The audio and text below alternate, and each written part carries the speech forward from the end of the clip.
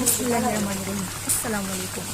Hello everyone, আমি আজকে রান্না করেছি ইলিশ, বেগুন, আলু দিয়ে আর বড়ি দিয়ে। ইলিশ হচ্ছে আমাদের দেশের ঐতিহ্য। এই ঐতিহ্য ইলিশ মাছটা যে কোনো কিছু সবজি বা যেভাবে খান না কেন খুবই সুস্বাদু আর মজা হয়। তো আমি আজকে বড়ি দিয়ে, বেগুন দিয়ে, আলু দিয়ে রান্না করেছি। আমাদের তো খেতে খুবই ভালো লাগে। আপনাদেরকে কীরকম লাগে এই বড়ি দিয়ে খেতে আপনারা আমাকে কমেন্ট বক্সে জানিয়ে দিন। আর ইলিশ মাছের এই ফুল ভিডিওটা পেতে আপনারা আমার চ্যানেলকে ফলো করে আমি আপনাদেরকে দেখিয়ে দেব।